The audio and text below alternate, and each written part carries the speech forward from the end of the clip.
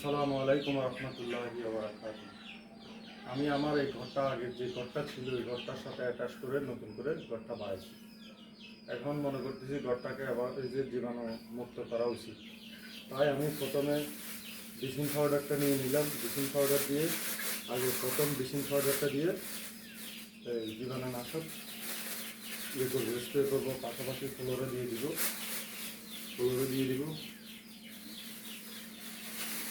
দিয়ে সম্পূর্ণ জীবাণু কমপ্লিট করার পরে তারপরে এই রুমে পাখিটা আনবো। পাখি এখন আলাদা রুমে, পাখিগুলো এখন আলাদা রুমে আছে। সম্পূর্ণ জীবাণুনাশক করে তারপরে দিব স্টপ করো। ব্লিচিং পাউডারের পানিগুলো এভাবে ভালো করে মিক্সার করে নিতে হবে। তার থাকে গেলে সমস্যা, ভালো করে মিক্সার করে নিলে পানি, তাহলে ফ্লোরের সাথে পানিটাও মিশে যাবে, জীবাণুটাও মারা যাবে। এভাবে ছেঁকে নিব, কেননা ছেঁকে নিলে ওই যে আপনার স্প্রেতে ঢুকাইয়া বাসা যেগুলো আছে খাঁচা জাতীয় ওগুলোতে স্প্রে করে দিব। তাহলে ছাঁকি নেওয়ার উদ্দেশ্য হলো আপনার, তাহলে জীবাণুনাশকগুলো ওই যে চাক যেটা এটা থাকলো না। স্প্রের বোতলে ব্লিচিং পাউডারটা মিক্সার করে নিয়ে স্প্রের বোতলে নিলাম, তাহলে প্রতিটা বাসা স্প্রে করে দিই।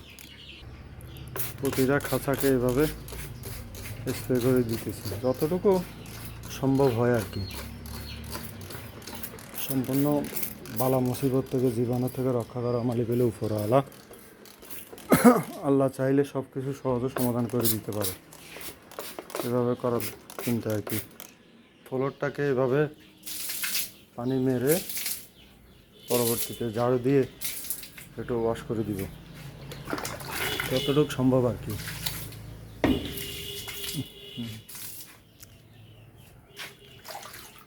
মেরে